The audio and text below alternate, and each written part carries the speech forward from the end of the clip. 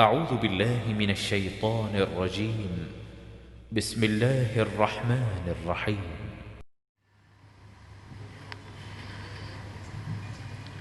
Bismillahirrahmanirrahim. Assalamualaikum warahmatullahi wabarakatuh.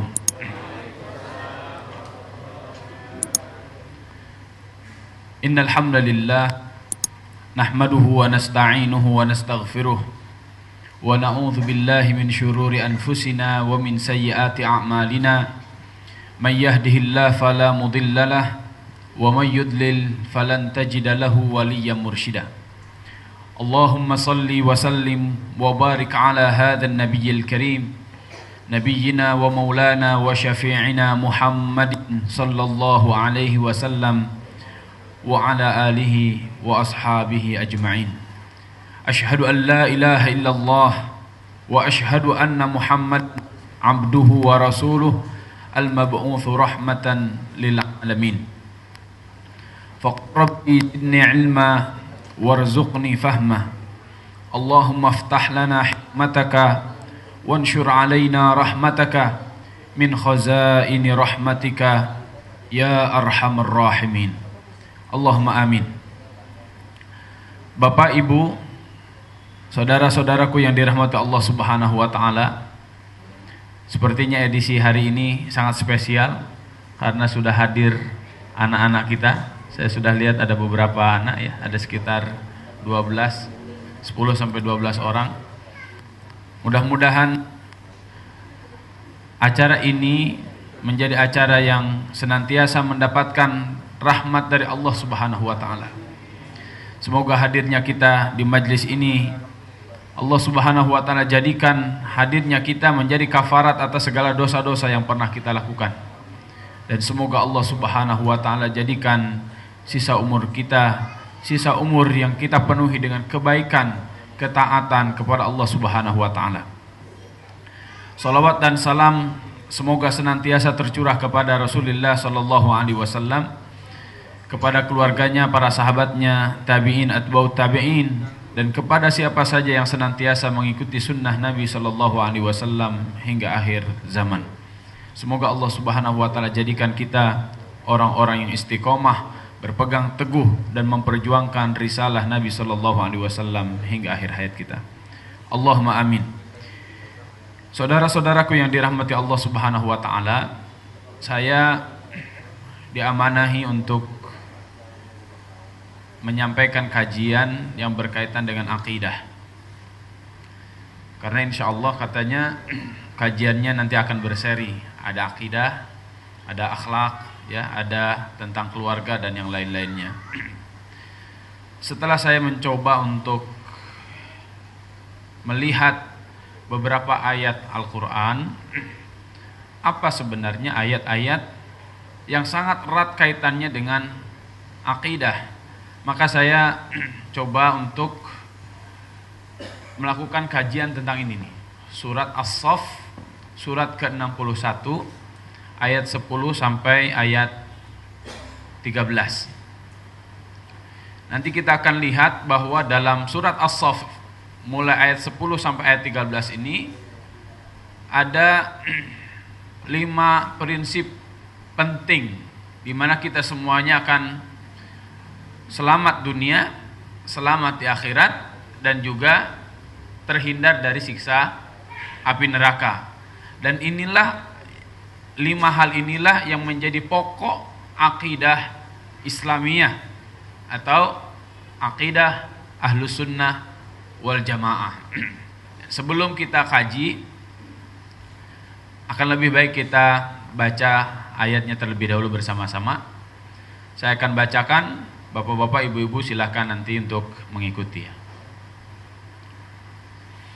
Yang tidak membawa mushaf silahkan mushafnya dibuka. Surat As-Saff ayat 10 sampai ayat 13.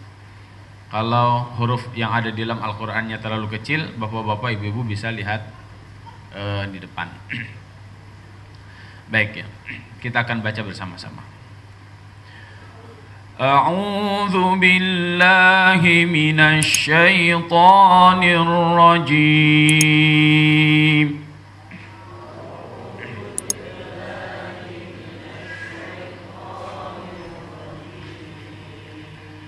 Bismillahirrahmanirrahim.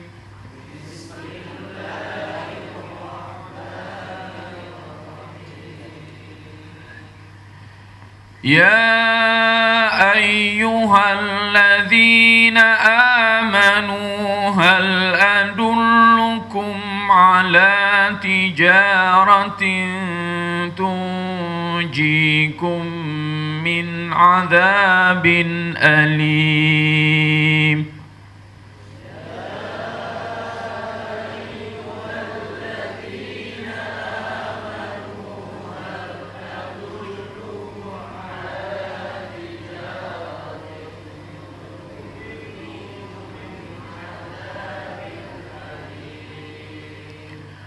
تؤمنون بالله ورسوله وتجاهدون في سبيل الله بأموالكم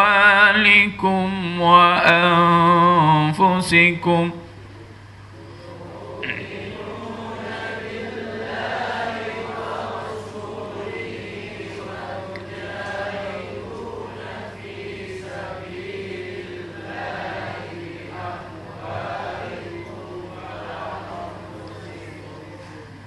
ذلكم خير لكم إن كنتم تعلمون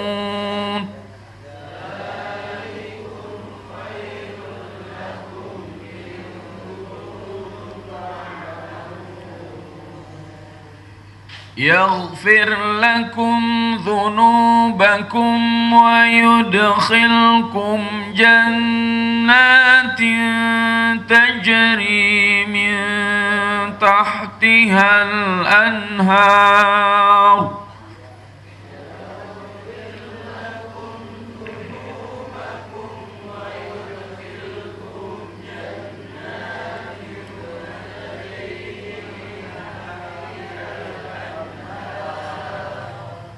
ومساكن طيبة في جنات عدن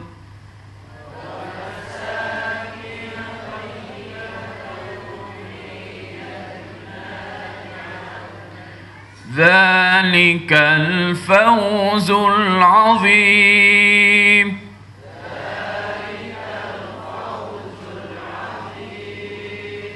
وأخرى تحبونها نصر من الله وفتح قريب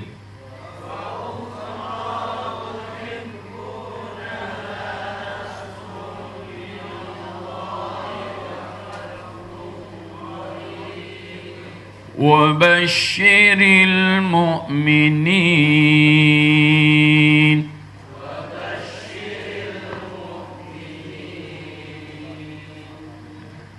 Sadaqallahul azim. Kita artikan ayat per ayat ya. Ya ayyuha, hey alladzina, orang-orang yang amanu, telah beriman. Hal adullukum, sudikah aku tunjukkan kepada kalian, ala tijaratin, kepada bisnis, perniagaan, tunjikum, yang akan menyelamatkan kalian, min azabin alim, dari siksa yang sangat pedih. Nih, dari kata-kata tunjikum ini nanti akan lahir yang hari ini kita kenal dengan firqah najiyah, kelompok yang selamat. Tu'minuna billah, kalian beriman kepada Allah, wa rasulihi, dan kepada rasulnya, wa tujahiduna fi sabilillah, dan kalian berjihad di jalan Allah, bi amwalikum, dengan harta-harta kalian, wa anfusikum, dan jiwa-jiwa kalian. Dzalikum, Yang seperti itu, ya, yang seperti itu maksudnya apa? Beriman kepada Allah, beriman kepada Rasul, dan jihad di jalan Allah dengan harta dan jiwa. Yang seperti itu khairun lakum, baik bagi kalian. In kuntum ta'lamun, jika kalian mengetahui. Yaghfir lakum, Allah akan mengampuni kalian. Dzunubakum, dosa-dosa kalian. Jadi dosa-dosanya akan diampuni. Wa yudkhilkum, dan kalian akan dimasukkan jannatin, surga. Jadi surga itu banyak. Jannat ini, ya. Surga-surga tajri min tahtihal anhar, yang mengalir min tahtihal anhar, di bawah surga itu al anhar, sungai-sungai. Di ayat yang lain ada sungainya bermacam-macam, ya. Kemudian wa masakin thayyibah, dan masakin ini maksudnya apa ini? Maskanatun, tempat tinggal, thayyibah, yang baik-baik, fi jannati aden, di surga Aden. Dzalikal fauzul azim, itulah al-fauz. Al-fauz itu apa? Kesuksesan atau kemenangan. Al-azim, yang sangat besar. Jadi yang namanya sukses besar itu, kalau kita semuanya sudah diampuni dosanya, dimasukkan ke dalam surga. Itu sukses yang besar. Wa ukhra, dan yang lainnya, tuhibbunaha, mencintainya. Nasrun minallah, yaitu pertolongan dari Allah. Wa fathun qarib, dan kemenangan, ya, qarib, yang dekat. Ini nanti saya akan jelaskan apa yang dimaksud dengan nasrun minallah wa fathun qarib itu. Wa basyiril mu'minin, beri kabar gembiralah kepada semua orang-orang yang beriman. Wallahu a'lam bisawab. Hadirin kaum muslimin rahimakumullah, sebelum saya masuk ke pembahasan surat ini, saya akan mendefinisikan dulu apa yang dimaksud dengan akidah. Secara simpel, akidah itu kita bisa definisikan dengan seperti ini. Al-aqidatu hiya al-umur allati yajibu an yusaddiqa biha qalbuka wa tatma'innu ilaiha nafsuka wa takunu yaqinan indaka la yumazijuhu raibun wa la yukhalituhu syakkun. Akidah itu adalah al-umur, urusan-urusan allati yajibu, yang wajib, an yusaddiqa biha qalbuka, segala urusan yang hati kita membenarkan. Kalau kata hati kita benar, itu sudah akidah tuh. Pokoknya menurut hati kita itu benar, atau menurut hati kita itu salah, itu sudah akidah tuh. Kemudian jiwa kita tenang dengan keyakinan itu, ya. Watatma'inna ilaiha nafsuka, jiwa kalian tenang dengan keyakinan itu. Kemudian watakunu yaqinan indaka, sehingga apa yang tadi yang menurut kita benar atau menurut kita salah, kemudian setelah kita meyakini itu, hati kita tenang, betul. Kemudian itu yakin betul, tertanam di dalam hati kita. La yuma yizuhu raibun, tidak dicampuri dengan rasa ragu, wala yukhalituhu syakkun, dan juga tidak ada rasa syak, ya. Ini yang saya maksudkan dengan akidah. Jadi kurang lebih, kalau definisi akidah itu segala urusan yang menurut hati seseorang itu benar atau salah, dan hal itu diyakini betul, sehingga dia tenang, nyaman dengan apa yang dia yakini tersebut, ya. Ini mau orang Islam, mau orang kafir, mau non muslim, sama definisinya seperti itu, ya. Nah, kalau berbicara akidah, simpelnya sebenarnya berbicara akidah itu berbicara keyakinan tentang Allah Subhanahu wa taala. Kalau tema akidah itu temanya apakah dia percaya atau tidak percaya kepada siapa? Kepada Allah Subhanahu wa taala. Jadi kalau ada seseorang yang percaya kepada Allah Subhanahu wa taala, maka dia akidahnya percaya memang kepada Allah, atau dalam bahasa Sanskertanya apa? Teis. Ya, orang yang percaya terhadap Tuhan. Tapi yang saya maksudkan lebih spesifik adalah orang yang percaya terhadap Allah. Kemudian ada juga orang yang tidak percaya dengan Tuhan, atau bisa kita sebut apa? Ateis. Kalau di sini orang yang percaya terhadap Tuhan disebut dengan teis, kalau yang tidak percaya dengan Tuhan disebut dengan ateis. Ya. Mau teis, mau ateis itu menjadi akidah orang. Dan keyakinan-keyakinan ini akan menjadi landasan bergeraknya seseorang. Karena semua orang yang hidup di atas muka bumi ini semuanya bergerak atas dasar keyakinan dia. Mau dia yakin kepada Tuhan atau tidak yakin kepada Tuhan. Dan semua ideologi ini ya rumpunnya hanya dua, percaya atau tidak percaya. Kemudian yang percaya kepada Tuhan itu ada percaya hanya kepada Tuhan, satu Tuhan, biasa disebut dengan monoteis. Ada juga orang yang percaya ke banyak Tuhan, atau disebut dengan politeis. Nah, dari sini kita bisa melihat akidah di dalam kajian Islam itu sangat mudah. Ya. Ada orang yang meyakini hanya satu Tuhan. Nih di sini nih. Kalau dia percaya hanya kepada satu Tuhan dan Tuhannya Allah Subhanahu wa taala, maka orang tersebut disebut dengan tauhid. Muwahhid dia. Orangnya bertauhid hanya kepada Allah Subhanahu wa taala. Tapi kalau ternyata dia percaya kepada Tuhan, tapi ketika ditanya, Tuhan kamu berapa? Anda percaya terhadap Tuhan? Iya, percaya. Kenapa percaya terhadap Tuhan? Ya nggak mungkin semua ini dengan sendirinya. Oleh adanya Tuhan. Ya, tapi ketika ditanya, Tuhan Anda ini berapa? Tuhan saya 3. Tuhan saya 4. Oh, Tuhan saya banyak. Ada Tuhan langit, ada Tuhan bumi, ada Tuhan kegelapan, ada Tuhan cahaya. Oh, disebutin banyak dewa-dewanya segala macam. Maka mereka disebut dengan musyrik. Ya. Maka terbagilah hanya 2 dalam kepercayaan di dunia ini. Ada orang yang bertauhid, ada orang yang musyrik. Ini secara simpelnya. Jika melihat orang dari segi keyakinan, dari segi kepercayaan, kalau dia tidak tauhid, pasti dia musyrik. Ya.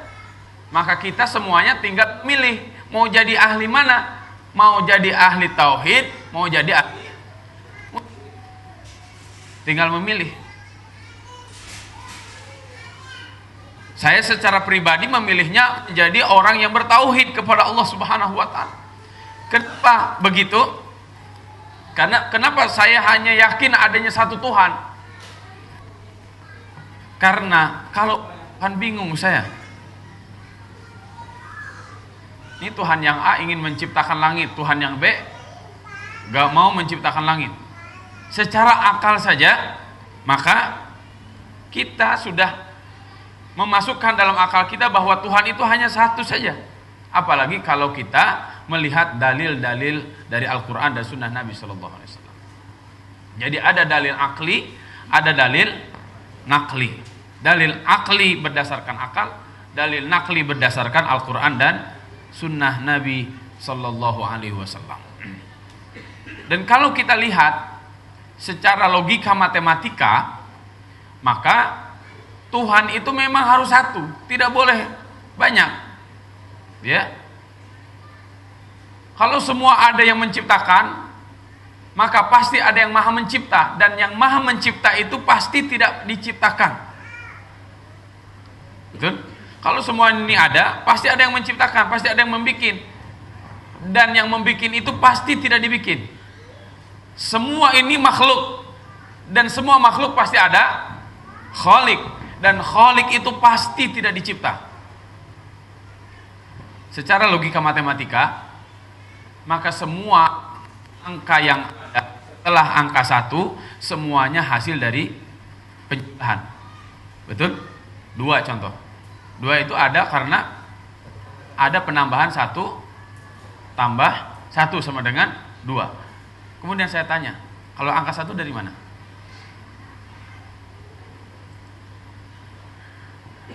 Angka 1 itu bukan hasil penjumlahan 0 tambah 1 atau berapa tambah berapa. Enggak ada hasil penjumlahan. Logika matematika saja seperti itu. Kalau hukum ketuhanan di dalam Islam sangat mudah. Qul huwallahu ahad, Allahus samad, lam yalid wa lam yulad wa lam yakul lahu kufuwan ahad. Sangat mudah prinsip di dalam Islam untuk menetapkan bahwa Tuhan itu hanya satu. Tuhan itu ada dan Tuhan itu hanya esa, yaitu Allah Subhanahu wa ta'ala.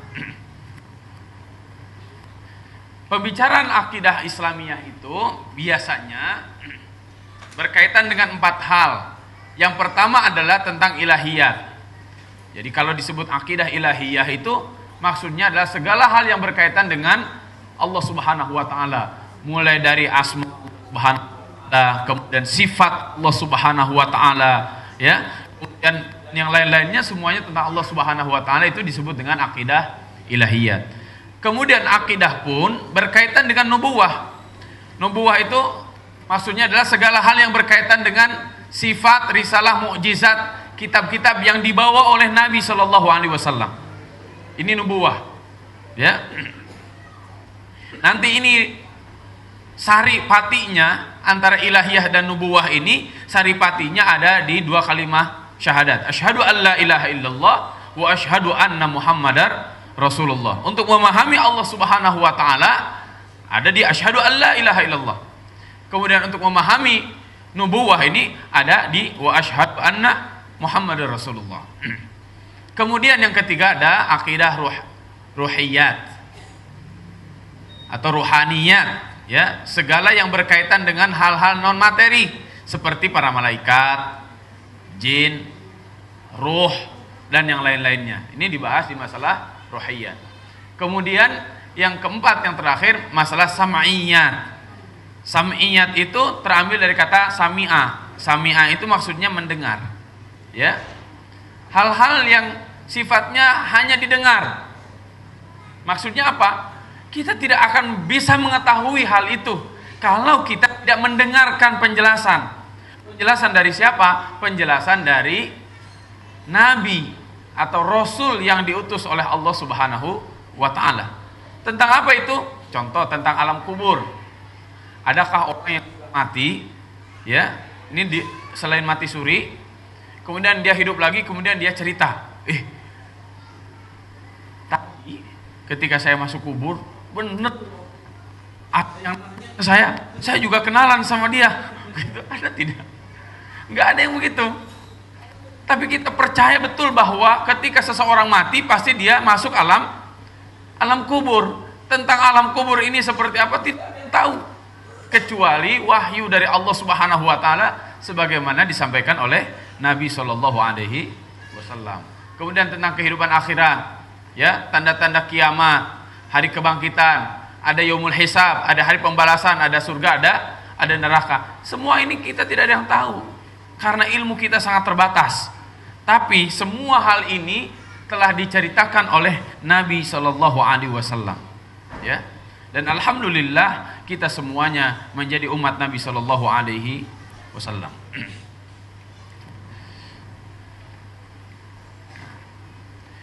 Kemudian tujuan akidah Islam itu kenapa kita harus sekarang saya sudah memakai Islamiyah. Karena akidah Islam itu untuk apa diajarkan dan disampaikan oleh Nabi Shallallahu alaihi wasallam? Sebenarnya intinya hanya ini, agar kita bahagia di dunia dan di akhirat, kemudian kita selamat dari siksa api neraka. Dan inilah yang menjadi inti ajaran para nabi dan para rasul yang telah diutus oleh Allah Subhanahu wa ta'ala. Hanya ini sebenarnya, mengajarkan akidah, keyakinan Islam kepada seluruh manusia agar mereka bahagia di dunia dan akhirat serta selamat dari siksa api neraka. Kalau kita lihat di dalam surat Asy-Syura ayat 13, ya, ini sangat jelas bagaimana estafeta para nabi dan para rasul membawa risalah al-Islam. A'udzubillahi minasyaitonirrajim. Bismillahirrahmanirrahim. Syara'a lakum minad dini ma wassa bihi Nuhan walladzi auhayna ilaika wa ma wassayna bihi Ibrahima wa Musa wa Isa an aqimud din wa la tatafarraqu fihi. Al-ayat. Allah Subhanahu wa taala telah mensyariatkan dan telah mewasiatkan mulai Nabi Nuh, karena zaman Nabi Nuh alaihissalam kemusyrikan sudah merajalela. Oleh karena itu Nabi Nuh alaihissalam disebut dengan apa Nabi Nuh alaihissalam gelarnya? Syekhul Mursalin, kakeknya para rasul. Karena pada zaman Nabi Nuh alaihissalam sudah sangat banyak kemusyrikan. Ya. Apa yang diwasiatkan kepada Nabi Nuh dan juga diwasiatkan kepada Nabi Ibrahim dan kepada Nabi Musa dan kepada Nabi Isa, wasiatnya an aqimuddin wala tatafarraqu fihi, untuk menegakkan agama. Dan pokok ajaran agama itu dimulai dari akidah al-islamiyah. Kita akan masuk ke sini nih, ke pembahasan ayatnya. Surat As-Saff ini, kalau kita lihat dari segi pemetaan surat Saff ini surat yang menggambarkan kepada kita semuanya bagaimana kondisi para nabi dan para yang dihadapi oleh kaumnya, terutama Nabi Musa dan Nabi Isa alaihi salam. Ya. Surat ini secara keseluruhan Imam Ahmad rahimahullah dan Ibnu Abbas radhiyallahu anhu menjelaskan bahwa ada sekelompok orang yang datang kepada Nabi sallallahu alaihi wasallam tapi tidak berani untuk bertanya langsung kepada Rasulullah sallallahu alaihi wasallam. Maka dari kumpulan orang tersebut mereka diskusi begini, dah ente ajalah yang nanya kepada Rasulullah, begitu. Maka diutuslah seseorang kepada Nabi sallallahu alaihi wasallam. Satu, ayyul a'mali ahabbu ilallah, ayyul a'mali ahabbu ilallah, amal apa yang paling dicintai oleh Allah Subhanahu wa taala. Maka Nabi sallallahu alaihi wasallam mengutus seseorang untuk bertemu dengan sekelompok orang tersebut. Maka orang yang diutus oleh Nabi sallallahu alaihi wasallam itu membacakan surat As-Saff secara sempurna. Ini yang menjadi latar belakang surat As-Saff dibacakan kepada para sahabat Rasul sallallahu alaihi wasallam. Secara pemetaan substansi ayat ini, ayat 10 dan ayat 11 ini dijelaskan oleh Allah Subhanahu wa taala setelah cerita Nabi Musa alaihissalam dan setelah cerita Nabi Isa alaihissalam. Al-Qur'annya dibuka tidak? Saya ingin menunjukkan itu semuanya kepada bapak-bapak, ibu-ibu agar lebih jelas. Coba kita lihat di awal surat As-Saff. Ini kalau yang tidak membawa Al-Qur'an, kalau ngaji dengan saya harus bawa Al-Qur'annya. Kalau tidak bawa, ini di depan saya banyak Al-Qur'annya. Ini agar jelas betul ini. Jadi kita bisa masuk ke dalam psikologi ayat-ayat Al-Qur'annya. Ya, sudah dapat? Coba kita lihat di ayat yang ke-5. A'udzubillahi minasyaitonirrajim. Surat As-Saff, surat ke-61 ayat 5. Wa idz qala Musa liqaumihi ya qaumi lima tu'dzunani wa qad ta'lamuna anni rasulullahi ilaikum. Falamma zaghu azaghallahu qulubahum wallahu la yahdil qaumal fasiqin.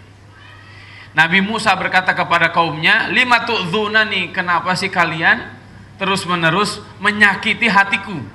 Ya, kalian terus-menerus menyakiti aku.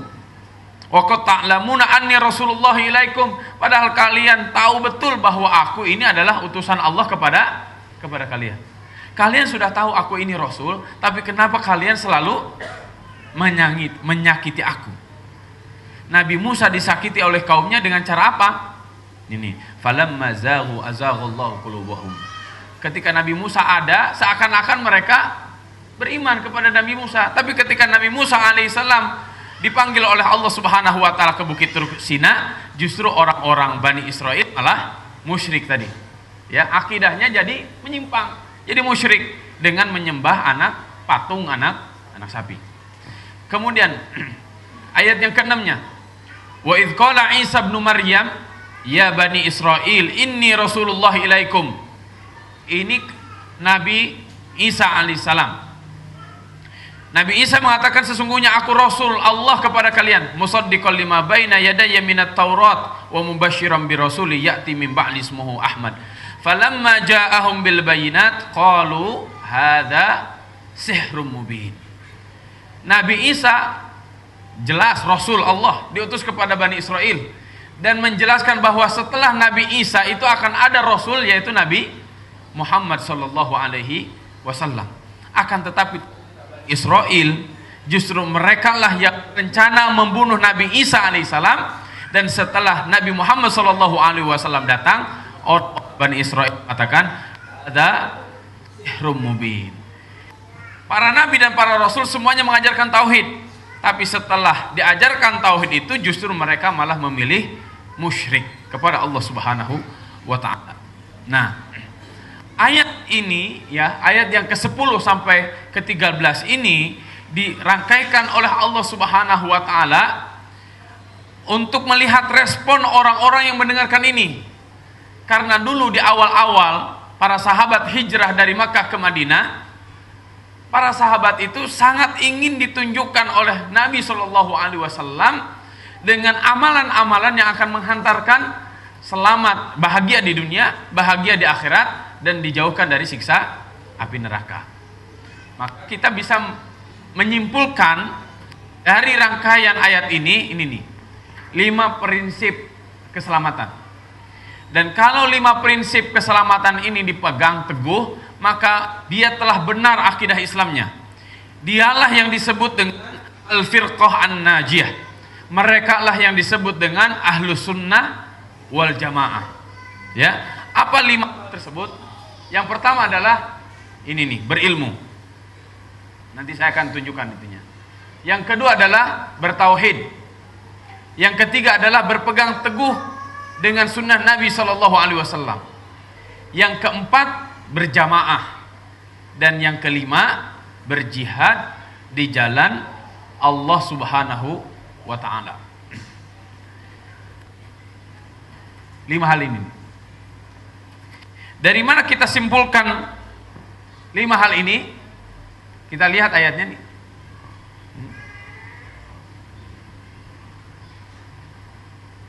Yang pertama tadi apa? Ilmu. Berilmu kita bisa simpulkan dari ini. Hal adullukum, sudikah aku tunjukkan kepada kalian? Ditunjukkan sesuatu, itu ditunjukkan terhadap sesuatu, sehingga orang yang tadinya tidak tahu menjadi tahu. Ya kan? Tadi dia tidak berilmu, ketika dia ditunjukkan sesuatu, maka dia akhirnya mendapatkan ilmu. Terlebih di sini diakhiri dengan dzalikum khairul lakum in kuntum ta'lamun, adanya ilmu. Maka setiap kita harus punya ilmu. Orang-orang Islam, orang-orang yang harus cinta ilmu. Dan peradaban Islam adalah peradaban yang dibangun berdasarkan ilmu. Al-Imam Al-Bukhari menjadikan salah satu tema penting dalam kitab Sahih Al-Bukhari dengan menyebutkan al-ilmu qabla al-qaul wal amal. Kita harus punya ilmu sebelum kita berkata-kata dan juga beramal. Hadirin kaum muslimin rahimakumullah, kalau kita lihat realita kita hari ini, maka kita bisa melihat dinamika sosial masyarakat yang sangat menakjubkan. Orang-orang barat, Amerika dan Eropa, kalau dikatakan mereka lah orang-orang yang maju, karena konon kabarnya kita Indonesia dari merdeka dulu tahun 1945 sampai 2015 kemarin, 17 tahun kemarin, tetap negara kita diklasifikasikan sebagai negara berkembang. Dari zaman dulu negara berkembang ya terus, nggak pernah negara kita diklasifikasikan negara maju. Oke, kita katakan negara maju itu Amerika dan Eropa. Hari ini Amerika dan Eropa kita mendapatkan data yang sangat luar biasa. Ternyata Islam di Amerika dan di Eropa tumbuh berkembang sangat pesat. Sehingga salah satu lembaga riset di Amerika memprediksikan bahwa tahun 2025 Amerika dan Eropa sudah kembali ke Islam. Ya. Jadi Amerika, Eropa itu tidak usah berperang agar mereka masuk Islam, nggak usah. Karena orang-orang pintar itu akan dengan sendirinya mereka, kalau jujur dengan akalnya, jujur dengan hatinya, maka mereka akan memilih Islam daripada agama-agama yang lain. Ya, orang Kristen, orang Yahudi, orang ateis, orang-orang agnostik di Amerika dan di Eropa hari ini, mereka sudah pusing karena ternyata Kristen, Yahudi, ateisme dan agnostis, kemudian liberalisme, itu semuanya tidak menghantarkan mereka kepada kemakmuran, tidak menghantarkan mereka kepada kebahagiaan. Oleh karena itu hari ini kita melihat orang-orang Amerika dan orang-orang Eropa berduyun-duyun masuk Islam. Di Belgia 2 tahun terakhir ini ternyata nama Ahmad dan nama Muhammad, nama Aisyah itu menjadi nama yang paling laku di Belgia. Di Belanda pertumbuhan Islam 50%. Saya dengar dari teman-teman yang lain, pensuplai imam masjid terbesar di Australia itu ternyata dari Prancis, bukan dari Indonesia.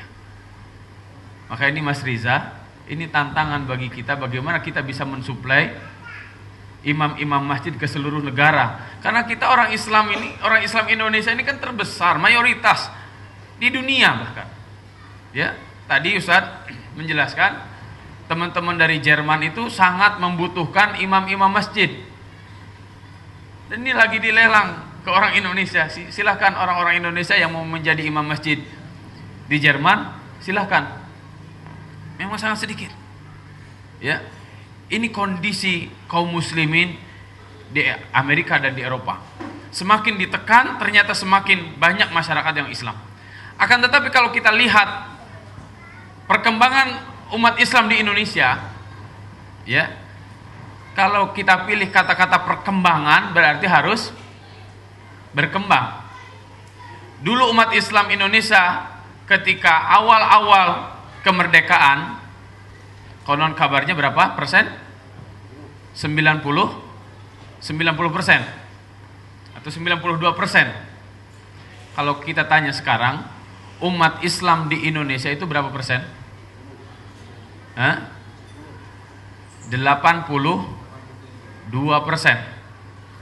umat Islam di Indonesia.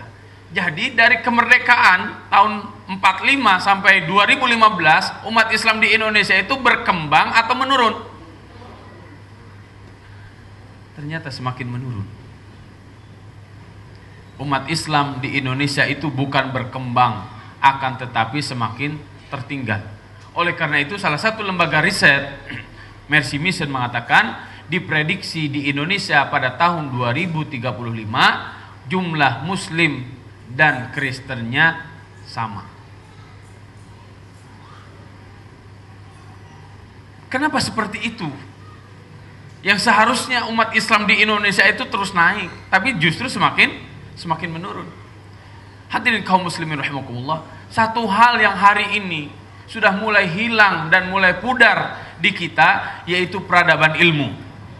Kaum muslimin mengkaji Islamnya tenaga sisa. Ya. Kaum muslimin di Indonesia hari ini lebih bangga dengan pendidikan-pendidikan umum. Padahal di dalam Islam, prinsip ilmu itu semua ilmu harus dipelajari dan tidak ada pemilahan ini ilmu agama, ini ilmu umum. Kenapa seperti itu? Karena semua ilmu itu dari Allah. Qul innamal ilmu indallah. Semua ilmu itu dari Allah. Oleh karena semua ilmu itu dari Allah, maka siapapun yang belajar apapun ilmunya, dia harus menghantarkan dirinya kepada Allah Subhanahu wa taala. Dan inilah semangat ilmu yang hari ini kita sudah tidak ada. Dan mayoritas masyarakat kita kalau belajar itu syarat utamanya pertama, ustadznya harus lucu. Iya betul. Kemudian pembahasannya harus ada ketawa-ketawanya gitu. Kalau ustadznya nggak lucu, kalau nggak ada ketawa-ketawanya, pokoknya kapok ustadz itu lagi. Bukan substansinya. Dan mayoritas kaum muslimin di Indonesia kalau ngaji itu tidak pernah bawa alat tulis. Mayoritas loh. Ya, jadi dia nggak tahu apa sih sebenarnya yang dia ngaji. Kemarin ngajinya apa, besok ngajinya apa, itu nggak jelas itu. Apalagi kalau dibikin sistem kurikulum yang dahsyat. Karena mayoritas di masjid-masjid kita tidak ada kurikulum ngajinya. Dari dulu kalau ngaji tafsir itu Al-Fatihah lagi, Al-Fatihah lagi. Kalau nggak Al-Fatihah juz amma lagi, juz amma lagi. Begitu aja terus, nggak ada perkembangan. Ini tentang ilmu. Dan ilmu itu akan didapatkan dengan otodidak. Al-ilmu bit-ta'allum wal fiqhu bit-tafaqquh. Ini kata para ulama. Ilmu itu harus dengan ta'allum, kita yang aktif mengkaji ilmu. Ya. Dan ilmu-ilmu Islam itu sangat banyak yang hari ini ilmu kaum muslimin justru malah dipelajari oleh orang-orang non-muslim. Bapak-bapak, ibu-ibu, kalau mengkaji ilmu hadis, maka bapak-bapak, ibu-ibu semuanya tidak akan bisa lepas dari salah satu kitab yang sangat fenomenal. Judulnya Al-Mu'jam Al-Mufahras li Al-Fadil Hadis. Pertanyaannya, siapa yang mengarang kitab itu? Yang mengarang kitab Al-Mu'jam Al-Mufahras li Al-Fadil Hadis itu salah seorang orientalis, kafir dia, bukan muslim. Namanya Profesor Wensing. Orang orientalis aja serius banget ngaji hadisnya. Orang Islam bingung. Oleh karena itu, dalam masalah ilmu ini, agar kita semuanya menjadi firqah najiyah, orang-orang yang diselamatkan oleh Allah Subhanahu wa taala di dunia dan di akhirat, kata Nabi sallallahu alaihi wasallam, man arada dunya fa alaihi bil ilmi wa man arada al akhirah fa alaihi bil ilmi wa man aradahuma fa alaihi bil ilmi. Barang siapa yang ingin sukses di dunia, maka harus punya ilmunya. Barang siapa yang ingin sukses di akhirat, harus punya ilmunya. Barang siapa yang ingin sukses di dunia dan di akhirat, dia harus punya ilmunya. Maka Bapak Ibu, pola kita jangan terfokus mewariskan harta, kekayaan. Akan tetapi, wariskanlah kepada anak cucu kita apa? Ilmu. Karena kita sudah terbukti hari ini. Mbah kita, engkong kita, encang kita, encing kita, yang tanahnya luas-luas dulu di Jakarta, di Betawi ini, apa? Ini curhat pribadi kayaknya ini. Tanahnya habis semuanya. Iya kan? Dan secara statistik ternyata 80% tanah di Betawi ini sudah dikuasai oleh orang-orang Cina. Na'udzubillah. Tsumma na'udzubillah. Orang kafir. Baik, ini tentang ilmu. Kemudian yang kedua tadi apa? Bertauhid. Yang kedua yang harus kita perhatikan adalah dalam 5 prinsip keselamatan itu adalah tauhid. Dicerminkan dari ayat yang mana? Tu'minuna billah. Beriman kepada Allah Subhanahu wa taala. Inilah semangat yang akan menjadikan kita semuanya menjadi manusia yang global. Jadi sebenarnya konsep globalisasi yang pas itu sebenarnya menurut Islam. Karena globalisasi menurut non-muslim, semakin globalisasi terjadi, semakin orang semakin individualis. Betul tidak? Semakin maju, maka orang semakin individual. Contoh saya ingin tunjukkan begini. Bapak-bapak, ibu-ibu punya Android semuanya? Di pengajian, di masjid, di halte, dimanapun, bisa jadi di rumah, kita bertemu secara jasad, tapi semua orang asik dengan dunianya sendiri, ya kan? Walaupun dia di sampingnya. Jadi sekarang di halte segala macam tuh enggak lagi. Assalamualaikum Pak, gimana kabarnya? Bapak dari mana segala macam. Oh, ngobrol ke sana kemari. Enggak. Sekarang semua orang mojok. Setelah itu wirid sendiri-sendiri. Iya kan? Wirid Android. Islam teorinya mudah. Innamal mu'minuna ikhwah. Sesungguhnya orang-orang beriman itu adalah bersaudara. Jadi yang akan menjadikan kita semuanya menjadi manusia global itu adalah iman kita kepada Allah Subhanahu wa taala. Dan di dalam Islam ketika dia telah beriman kepada Allah Subhanahu wa taala, tidak ada beda antara yang hitam dengan yang putih. Tidak ada beda antara yang sipit dengan matanya belok. Kalau dia orang Islam, ikhwah dia. Apa yang menjadikan dia bersaudara? Diikat karena keimanan yang sama kepada Allah Subhanahu wa taala. Dan Allah itu tidak akan pernah berubah. Allahu la ilaha illa huwa al-hayyul qayyum la ta'khudhuhu sinatun wa la naum. Allah pada zaman Nabi Adam sama. Allah pada zaman Nabi Nuh sama. Allah pada zaman Nabi Ibrahim sama. Allah pada zaman Nabi sama. Allah pada zaman Nabi sama. Allah pada zaman Nabi Muhammad sama. Allah pada zaman kita sama. Nggak pernah ganti, nggak pernah berubah. Sementara agama-agama, akidah-akidah yang lain berubah-ubah. Ya. Keyakinan terhadap Tuhan berubah-ubah agama-agama yang lain. Yahudi dengan Nasrani beda. Kata orang Yahudi Uzair ibnullah. Uzair itu anak Allah. Kata orang Nasrani Isa ibnullah. Kemudian kita tanya mana yang benar? Bingung kita. Islam agama yang satu. Beriman kepada Allah Subhanahu wa taala. Kemudian yang kedua, wa rasulihi. Tadi bertauhid. Dengan bertauhid Anda mengatakan la ilaha illallah. Sudah selesai semua urusan. Ya. Anda tadinya orang yang banyak dosanya. Mungkin Anda pembunuh, mungkin Anda pezina, mungkin segala macam dosa yang pernah kita lakukan. Ketika Anda semuanya mengatakan la ilaha illallah Muhammadur Rasulullah, maka semua dosa itu akan diampuni oleh Allah Subhanahu wa taala walau mithla zabadil bahri. Walaupun seperti dosanya itu seperti busa yang menggunung di lautan. Kalau Anda sudah bertauhid kepada Allah dan berpegang teguh kepada Rasul sallallahu alaihi wasallam dan sunnahnya, maka Anda jadi orang-orang yang telah dirindukan surga Allah Subhanahu wa taala. Dari tu'minuna billah nih. Dari tu'minuna billah wa rasulihi ini maka akan lahir tu'minuna billah, kita harus berpegang teguh kepada Al-Qur'an. Ya. Kemudian wa rasulihi, kita harus berpegang teguh kepada sunnah Nabi sallallahu alaihi wasallam. Dan inilah yang menjadi landasan ilmu, yang menjadi landasan peradaban kaum muslimin dimanapun. Kalau mereka berpegang dengan Al-Quran dan sunnah Nabi sallallahu alaihi wasallam, maka mereka akan maju. Tapi kalau mereka lupakan Al-Quran dan sunnah Nabi sallallahu alaihi wasallam, maka mereka akan hancur.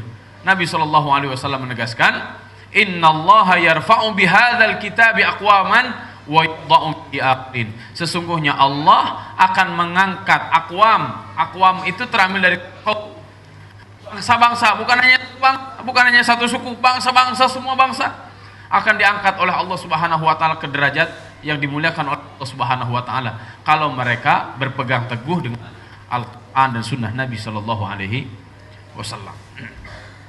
Nah ini iman kepada Allah, bertauhid, berpegang teguh kepada Al-Quran wa rasulihi, iman kepada Rasul sallallahu alaihi wasallam, dan mengkaji sunnah Nabi sallallahu alaihi wasallam. Nah, kemudian yang selanjutnya ini apa? Yang keempat, berjamaah. Dari mana berjamaah ini kita bisa lihat?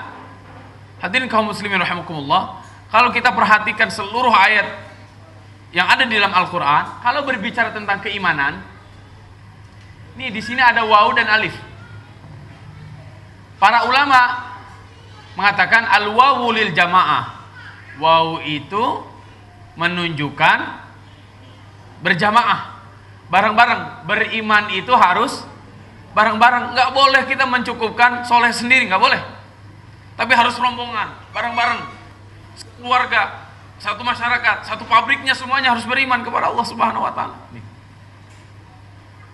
Kalau orang sekarang mengatakan enggak ada elu, enggak gak rame. Beriman bareng-bareng berjamaah itu dahsyat.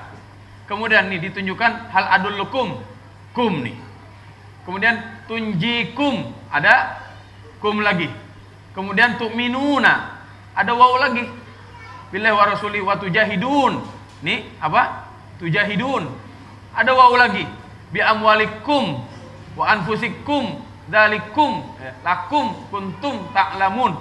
Ini kum, tum, ini semuanya menunjukkan berjamaah. Nah, inilah yang hari ini kita lupakan. Beriman kepada Allah, iya, semuanya bertauhid, semuanya mengatakan la ilaha illallah Muhammadur Rasulullah, ya. Tapi hal yang harus kita pertanyakan selanjutnya adalah, sudahkah kita jamaah? Sudahkah kita sesama kita memposisikan bahwa apapun golongannya, dari manapun dia, apapun ormasnya, dia adalah saudara kita? Ya. Dan yang paling menjadi lemahnya kita hari ini di Indonesia, terutama di Indonesia hari ini, menjadi permasalahan mendasar kita itu sebenarnya diantaranya permasalahan-permasalahan ormas, permasalahan-permasalahan harokah dakwah. Beda ormas seakan-akan sudah beda, sudah lain-lain kita, ya, sudah lain-lain kita. Kalau sudah beda partai itu seakan-akan beda agama. Padahal ormas, partai itu bukan akidah, tapi itu hanya sebatas wasilah. Nanti saya akan jelaskan di bab jihad. Ya, ada hal yang secepatnya kalau menurut saya, mumpung ini diabadikan, hal yang paling penting secepatnya harus dilakukan oleh para ulama, oleh para kiai, oleh kaum muslimin secara umum, khususnya di Indonesia, yaitu menyatukan antara dua gerakan besar di Indonesia, yang kalau dua gerakan besar ini sudah bersatu, maka akan menjadi peradaban alternatif dunia. Peradaban besar umat Islam di Indonesia itu apa? Dua kelompok nih, yang hari ini kita kenal dengan Ahlus Sunnah wal Jamaah, yang diwakili dengan kelompok NU, Nahdlatul Ulama. Yang satu lagi Salafiyah, atau biasa disebut dengan gerakan Wahabi. Ada satu buku ini yang sangat unik. Saya awalnya meragukan juga buku ini. Setelah saya kaji, ternyata buku ini dahsyat. Saya cari di perpustakaan, ternyata ada yang minjem, jadi saya mohon maaf tidak bisa membawa. Bukunya kecil, dikarang oleh Dr. Ali Mustafa Ya'qub. Profesor Dr. Kiai Haji Ali Mustafa Ya'qub ini ahli hadis. Beliau sebagai imam besar Masjid Istiqlal. Beliau melakukan sebuah penelitian antara Wahabi dan NU, sehingga beliau membuat satu buku yang beliau berikan judul dengan Al-Wahhabiyah wa Nahdlatul Ulama Ittifaqun fil Usul la Ikhtilaf. Judulnya seperti itu. Al-Wahhabiyah, Wahabi, wa Nahdlatul Ulama dan NU Ittifaqun fil Usul, secara prinsip ittifaq, tidak ada perbedaan. Ikhtilaf, tidak ada perbedaan sama sekali. Tapi hari ini kita rasanya dengan teman-teman Wahabi itu rasanya, kenapa ini terjadi pada masyarakat kita? Wahabi itu Saudi sekarang. Kalau Saudi dengan Indonesia yang mayoritasnya NU, ya, saya pun dididik dan dilahirkan dari kalangan Nahdliyin, itu bersatu, mayoritas ini bersatu dengan Saudi Arabia yang para ulamanya banyak, yang hartanya banyak, maka akan bersatulah antara kekuatan kualitas dan kuantitas. Dan inilah yang ditakutkan oleh banyak orang-orang yang tidak suka dengan Islam. Karena kalau ini bersatu, Ahlus Sunnahnya bersatu, maka akan semakin kuat dan Indonesia akan menjadi mercusuar kaum muslimin di seluruh dunia. Oleh karena itu hari ini kita melihat NU terus-menerus digembosi dari dalam. Ormas-ormas besar seperti Muhammadiyah terus-menerus diupayakan bagaimana agar semakin jauh dari Islam. Persis, bagaimana semakin mengkerdil. Kemudian syarikat Islam dan yang lain-lainnya tidak punya kekuatan yang luar biasa di Indonesia. Dan begitu pula partai-partai Islam yang lain. Nah, hadirin kaum muslimin rahimakumullah, secara akidah Secara akidah, awal kekuatan kalau berjamaah, saya sangat menyarankan kepada seluruh ulama, seluruh kaum muslimin, bersatulah antara NU dengan Wahabi. Karena secara penelitian ternyata ittifaqun fil usul la ikhtilaf. Tidak ada perbedaan di dalam masalah-masalah akidah. Ya. Tidak ada perbedaan. Semuanya sepakat. Tapi beda dengan Syiah, beda dengan Ahmadiyah, beda dengan yang lain-lainnya. Ya. Hari ini kita memposisikan antara NU dan Wahabi itu seakan-akan bermusuhan, padahal saudara sendiri, tapi dengan Syiah dan yang lain-lainnya seakan kita bersaudara. Ini salah kaprah, salah alamat. Ya. Jadi kalau kita perhatikan dari 4 hal utama ini, berilmu, bertauhid, berpegang teguh dan berjamaah, ya, ini yang biasa kita baca di setiap Jumat. Ya ayyuhalladzina amanu taqullaha haqqa tuqatih wa la tamutunna illa wa antum muslimun. Kemudian setelah itu disambungkan dengan wa'tasimu bihablillahi jami'a wa la tafarraqu. Syekh As-Sa'di mengatakan, kenapa ayat ya ayyuhalladzina amanu taqullaha haqqa tuqatih disambungkan dengan wa'tasimu bihablillahi jami'a wa la tafarraqu. Beliau mengatakan di dalam tafsirnya, karena ketakwaan yang sempurna yang ada pada diri seseorang itu bukan hanya sebatas hablun minallah, akan tetapi juga hablun minan nas. Oleh karena itu ada wala tafarraqu. Nah, kita hari ini sudah bertauhidnya, berilmunya terus kita naikkan, bertauhidnya, berpegang terhadap sunnahnya terus kita naikkan, tapi berjamaahnya kita belum. Ya. Mudah-mudahan ke depan kita semakin kokoh, semakin bersatu kaum muslimin di Indonesia, diawali dengan parade tauhid kemarin ya. Kemudian yang terakhir ini nih, berjihad di jalan Allah Subhanahu wa taala. Kalau kita mendengar kata-kata jihad itu seakan-akan perang. Ya. Kalau kata-kata jihad itu seakan-akan majelis mujahidin udah. Padahal jihad itu kewajiban kita. Dan ini menjadi akidah kaum muslimin. Dan ingatlah dulu Hadratus Syekh Hashim Asy'ari mendeklarasikan apa? Resolusi jihad untuk membebaskan kaum muslimin dan seluruh bangsa Indonesia dari penjajah. Beliau memproklamirkan seruan untuk berjihad. Dan hari ini, inilah semangat jihad inilah yang tidak ada. Kalaupun ada mungkin sedikit. Dan jihad inilah yang tidak ditanamkan kepada anak cucu kita hari ini. Padahal jihad itu madin ila yaumil qiyamah. Jihad itu kewajiban yang akan terus ada sampai hari kiamat. Gambarannya begini nih jihad itu. Bapak, Ibu, kalau Bapak dan Ibu menanam pohon, apa yang akan dilakukan? Dirawat. Dirawatnya gimana caranya? Disiramin, dikasih pupuk, terus? Nah, disiramin, dikasih pupuk, itu yang 1 sampai 4. Tapi ketika ada hama, ya, mau hamanya hama wereng kek, mau hamanya ayam yang matokin kek, mau domba, mau kambing kek, atau orang tiba-tiba datang, oh singkongnya bagus ya, petok aja. Langsung dipetik, dipitesin. Nah, dipitesin. Dipotek, ya. Hancurlah tanaman itu. Maka jihad itu sebenarnya amaliyah kita semuanya dalam menjaga Islam dari rongrongan orang luar. Itu harus ada jihad. Ya. Jihad, Syekh Said Hawa mengatakan jihad itu minimal ada 4 nih. Ada 4 jihad yang harus senantiasa dilakukan. Ya, 3 jihad kecil, 1 jihad besar. Jihad kecil itu apa 3 itu? Pertama, jihad tarbawi, jihad pendidikan. Jihad pendidikan itu meningkatkan ilmu pengetahuan kita. Ya, ini jihad pendidikan. Para guru, para ustadz, para kiai, ini kita sedang berjihad. Yang namanya berjihad itu harus berkorban, bukan justru sebaliknya. Ya, bukan meminta berjihad itu harus berkorban. Dan jihad tarbawi, jihad pendidikan hari ini kita butuh pengorbanan.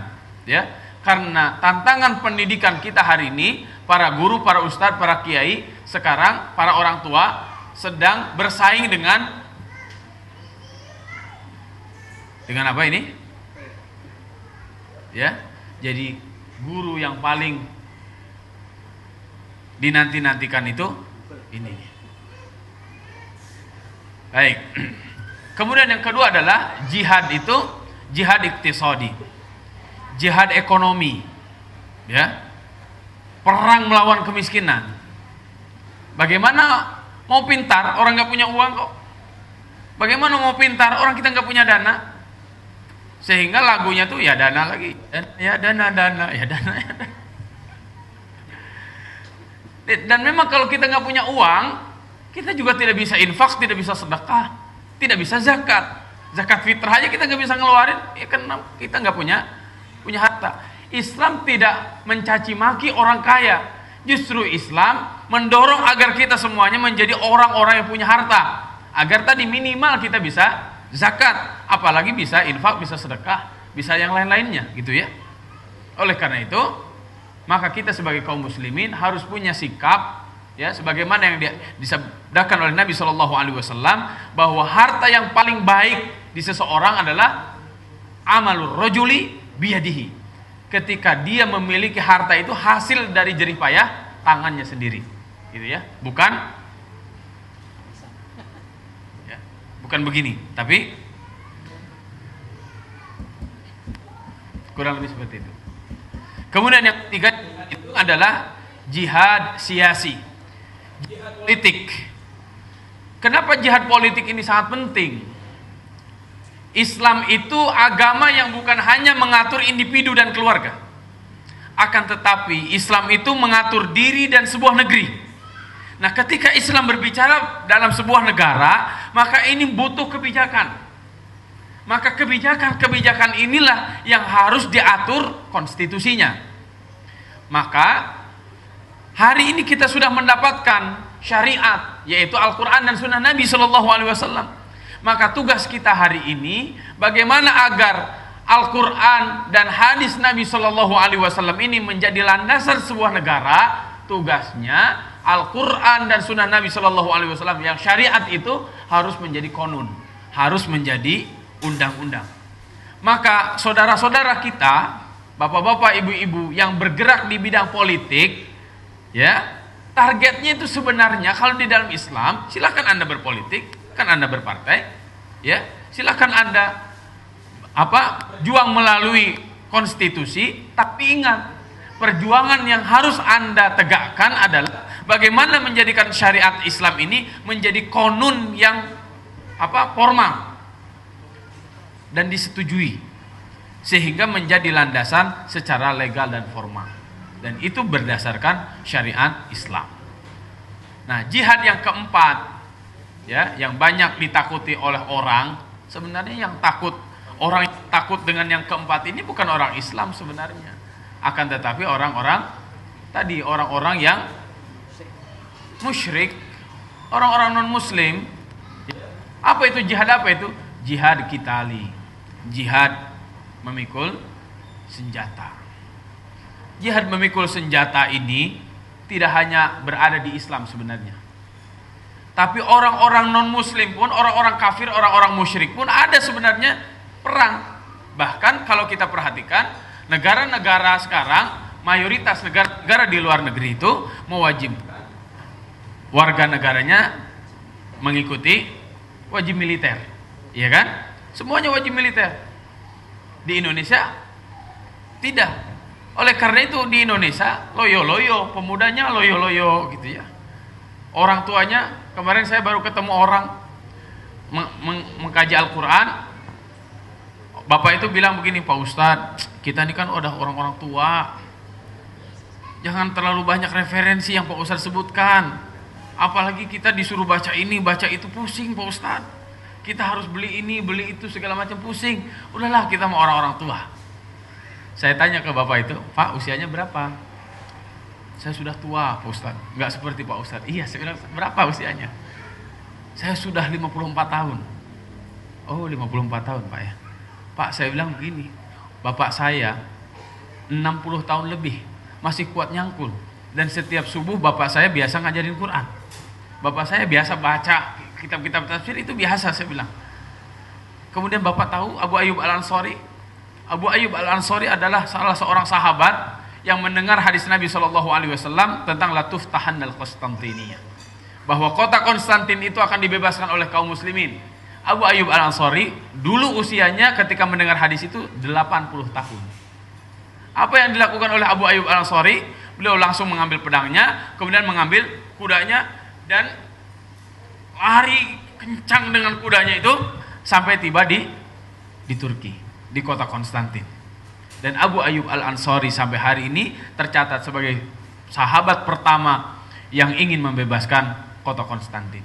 Usianya berapa tahun? 80 tahun. Hari ini baru 50 tahun, baru 60 tahun sudah banyak mengeluh. Penyakitnya seabrek. Baru dikasih bersin. Wah. Padahal belum apa-apa. Karena memang kita tidak biasa melatih fisik kita. Maka saya sangat menyarankan kepada bapak-bapak, berolahragalah. Ya, terutama ini bapak-bapak yang sudah banyak kemajuan ini. Ya. Kalau garuk-garuk perut itu nggak begini. Kalau saya kan masih begini. Kalau yang sudah ada kemajuan begini garuk-garuknya. Jadi garuknya di sini nih. Masya Allah. Biasanya kan cepet lelah kalau begitu Pak.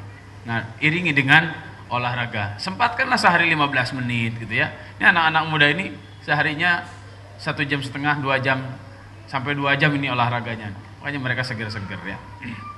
Nah, hadirin kaum muslimin rahimakumullah, Indonesia ini ya, 5 hal ini inilah yang menjadi pokok ke depan. Kalau disebutkan bahasan saya hanya seputar ini. Ya. 5 hal ini perlu kita tekankan. Nah, ujung dari 5 hal ini nih.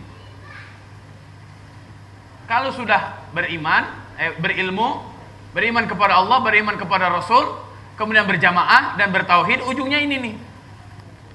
Dzalikum khairul lakum in kuntum ta'lamun. Bapak-bapak bisa ini garis bawah ini nih, khairun. Kata-kata khairun. Ini kata-kata khairun ini, khairun itu apa artinya? Baik.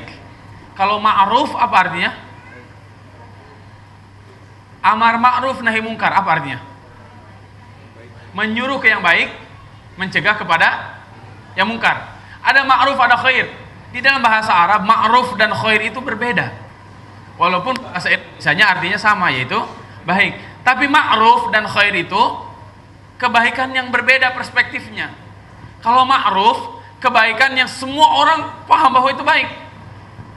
Tapi kalau khair, tidak semua orang melihat hal itu baik.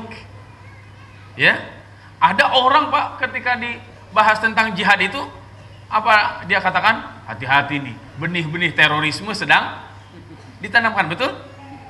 Kalau orang nih Pak, sekarang Bapak orang bertauhid, kaosnya Bapak pakai kemana-mana tuh tulisan la ilaha illallah, kira-kira akan disebut apa?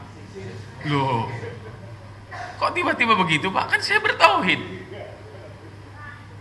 Tapi kalau bapak-bapak memakai lambang bintang David seperti di Tolikara kemarin, semua pojok Tolikara wajib mencantumkan bendera Israel.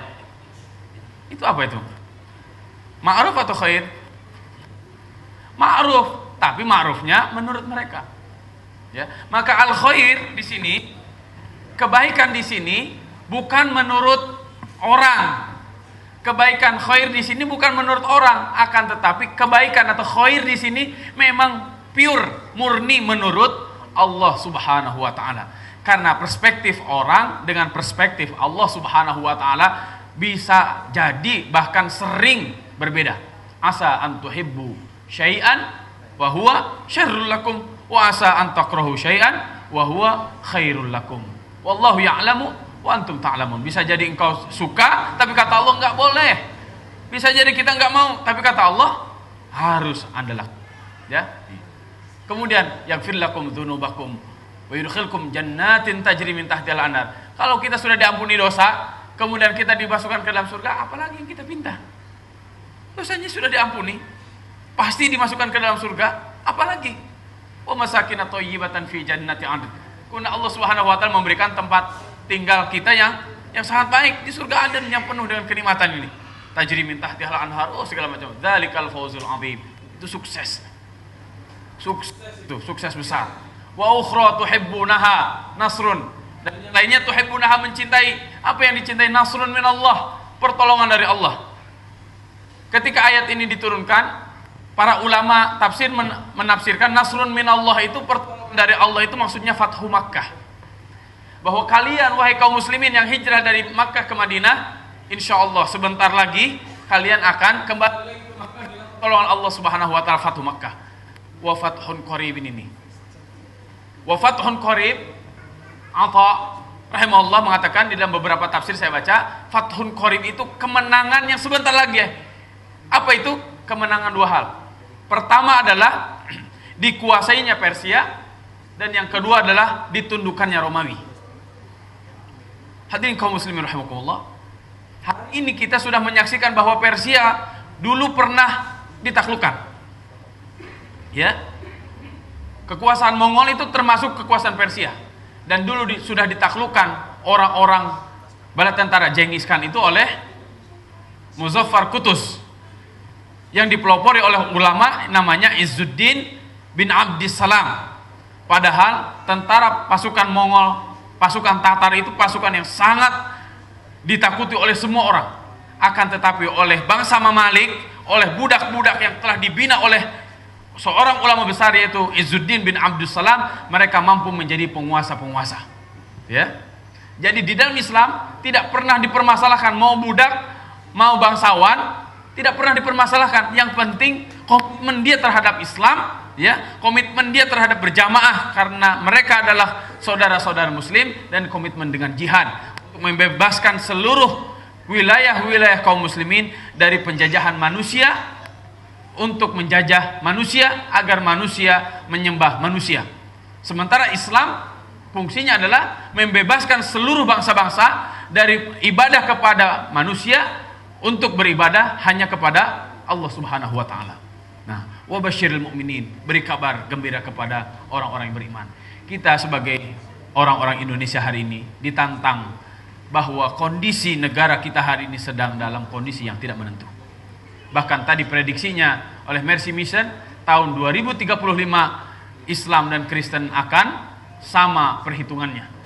Maka antum semuanya sebagai orang-orang muda, kita semuanya sebagai orang-orang muda harus lebih serius di dalam mengkaji Islam, harus lebih serius di dalam dakwah kepada Allah dan kepada Rasul, bukan kepada kelompok, bukan kepada pribadi. Dan kitalah yang harus menjadi perekat kaum muslimin dan menjadi perekat bangsa dan negara ini dengan al-Islam. Dan kita pun harus terus-menerus mempersiapkan jihad fi sabilillah, karena man mata walam yaghzu walam yanwil ghazwah mata mitatan jahiliyah. Barang siapa mati tidak pernah meniatkan untuk berjuang di jalan Allah, mati keburu mati, sementara dia tidak pernah berniat untuk berjuang di jalan Allah, mata mitatan jahiliyah, maka orang tersebut matinya dalam kondisi jahiliyah. Para ulama hadis mengatakan jahiliyah di situ maksudnya nifaq, ada dalam kemunafikan, karena dia telah diseru oleh Allah Subhanahu wa taala untuk berjihad tapi dia tidak mau berjihad. Sebagaimana di awal surat As-Saff, lima taqulu ma la taf'alun. Kalian sangat senang ditunjukkan agar mendapatkan cinta dari Allah Subhanahu wa taala, tapi setelah ditunjukkan kalian enggan untuk melakukannya. Na'udzubillah, tsumma na'udzubillah. Semoga kita tidak termasuk orang-orang yang seperti tersebut, dan mudah-mudahan Allah Subhanahu wa taala menggolongkan kita semuanya orang-orang yang beriman dengan sebenar-benarnya iman. Karena waktu sudah terbatas, ya, mudah-mudahan kajian ini memberikan manfaat bagi kita semuanya. Saya mohon maaf jika ada hal-hal yang kurang berkenan di hati bapak-bapak, ibu-ibu, saudara-saudara semuanya. Hadanallah wa iyyakum ajma'in. Billahi taufiq wal hidayah. Nanti ditutup oleh Ustaz ya.